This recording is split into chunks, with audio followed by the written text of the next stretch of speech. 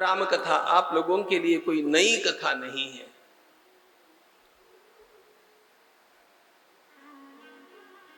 लेकिन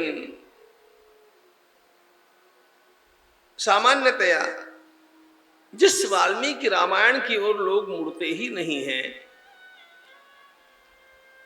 उस भगवती वाल्मीकि राम कथा से मैं इसका आरंभ कर रहा हूं।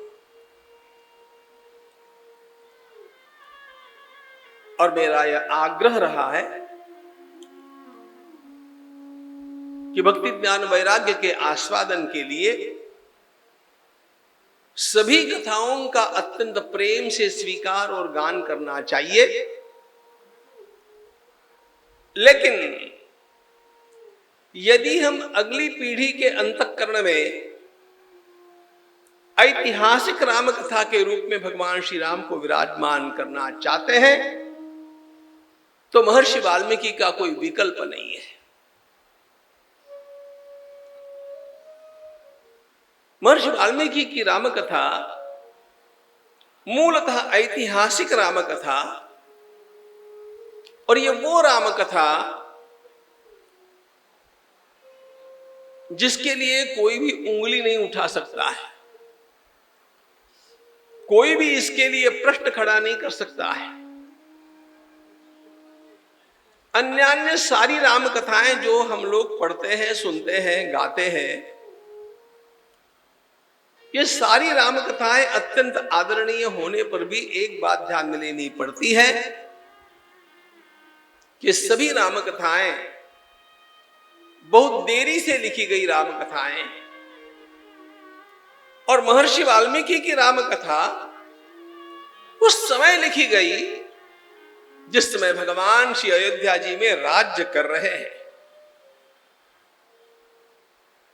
प्रभु के स्वयं शासन काल में इस कथा का लेखन हुआ। इस कथा का सबसे पहला गान भगवान के समक्ष हुआ, और यह गान भगवान के पुत्रों ने कुश और लव ने किया। इसलिए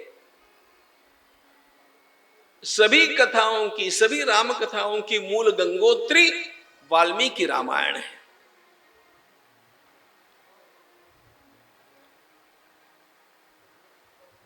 लोग उसके विस्तार के कारण होगा अथवा संस्कृत भाषा के कारण होगा, उसकी ओर मुड़ने में हिचकिचाते हैं। लेकिन यदि हमारी अगली पीढ़ी के बालकों को, जिनके अंतःकरण की श्रद्धा अंग्रेजी शिक्षा के कारण, आधुनिकता के कारण बहुत मात्रा में हिल गई है, और जो प्रश्न खड़े करते हैं, उन बालकों के भी अंतःकरण में यदि भगवान श्री राम की महिमा ऐतिहासिक रूप में विराजमान करनी हो, तो महर्षि वाल्मीकि की कथा का अन्य कोई विकल्प नहीं।